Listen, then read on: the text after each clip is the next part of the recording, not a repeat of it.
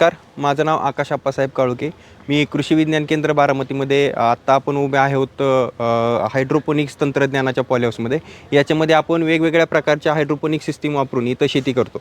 आता याच्यामध्ये आपल्याकडे वेगवेगळे परदेशी पिकं आपण घेतलेले आहेत, ज्याच्यामध्ये मिरची आहे, टोमॅटो आहे, लेट्यूस आहेत, स्ट्रॉबेरी आहे. तर याच्यामध्ये प्रत्येक पिकाची आपण वेगवेगळ्या सिस्टीममध्ये आपण त्याच्यामध्ये लागवड केलेली आहे आणि याच्यामध्ये आपण AI तंत्रज्ञानाचा वापर करून याच्यामध्ये ते पीक साध्य करून दाखवलेलं आहे. आता याच्यामध्ये आपल्याकडे रंगीत मिरच्या आहे, ज्याच्यामध्ये स्नॅकी पेपर्स आपण त्याला म्हणू शकतो, ज्या सलाडमध्ये खाल्ल्या जातात, कच्च्या खाल्ल्या जातात. जास्त आपण कांदा खातो, टोमॅटो खातो, काकडी खातो सलाडमध्ये, तसं ही मिरची ज्याचं वरचं आवरण आहे त्याच्यामध्ये एकदम तिखटपणा कमी असतो, तर त्या मिरच्या स्नॅक्स म्हणून खाल्ल्या जातात किंवा पिझ्झामध्ये वगैरे त्याला टॉपिंग म्हणून वापरलं जातं. त्यानंतर दुसरं आहे की चेरी टोमॅटो. आता हा चेरी टोमॅटो सलाडमध्ये कच्चा खाल्ला जातो, पिझ्झामध्ये वापरला जातो. हा खायला गोड असतो आणि याच्यामध्ये वेगवेगळ्या व्हरायटी आहेत. म्हणजे काहींचा आकार वेगळा आहे, गोल आकाराचे आहेत, ओव्हल आकाराचे आहेत, वेगवेगळे कलर आहेत. त्याच्यामध्ये नारंगी कलर आहे, पिवळा कलर आहे, त्यानंतर काळा कलर आहे. काळा कलर शक्यतो लोकांना माहीत नाही की काळा कलरचा पण टोमॅटो असू शकतो, तर तुम्ही इथं तो 100% बघू शकता की काळ्या कलरचा टोमॅटो कसा दिसतो. त्यानंतर बीप टोमॅटो पण आपल्याकडे आपण इथं लावलेला आहे, येलो कलरचा आणि लाल कलरचा.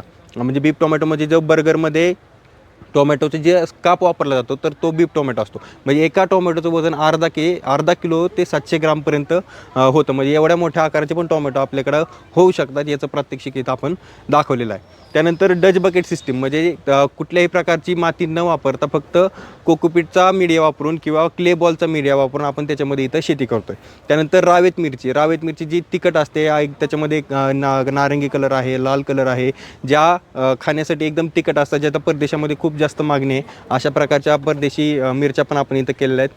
त्यानंतर ग्रो टावर सिस्टीम आपण इथं लावलेले आहे. म्हणजे एका झाडाच्या जागेमध्ये आपण 24 झाडं त्याच्यामध्ये लावलेले आहेत आणि एका झाडाच्या जागेमधून आपण 24 झाडांचं मध्ये 24 पट उत्पादन आपण त्याच्यामधून घेतो आहे. तर त्या सिस्टीममध्ये आपण स्ट्रॉबेरी लावलेलं आहे, जी जपानची व्हरायटी आहे, ज्याच्यामध्ये एका झाडाला 3 किलोपर्यंत स्ट्रॉबेरीचं उत्पादन निघतं. आपल्या ज्या इंडियन व्हरायटी आहेत, ज्या भारतीय व्हरायटीमध्ये 700 ग्राम ते 1200 ग्रामपर्यंत त्याच्यामधून आपल्याला एका झाडापासून उत्पादन मिळतं. पण ते जापनीज जी व्हरायटी आहे, ते एका झाडापासून आपल्याला 3 किलोपर्यंत उत्पादन मिळतं. तर त्या व्हरायटीला आपण इथं इंट्रोड्यूस केलेलं आहे, इथं शेतकऱ्यांना दाखवलेलं आहे. त्यानंतर लेट्यूस आपण इथं परदेशी जे बर्गरमध्ये वापरतात किंवा सलाडमध्ये खाल्ले जातात, तर त्याचं पण आपण इथं प्रात्यक्षिक केलेलं आहे. तर शेतकऱ्यांनी आवर्जून नक्की कृषी विज्ञान केंद्राला भेट द्यावी आणि जे येणाऱ्या 17 ते 24 जानेवारीला आहे, तर त्यावेळी येऊन इथं त्या डेमॉन्स्ट्रेशनला भेट द्यावी. धन्यवाद.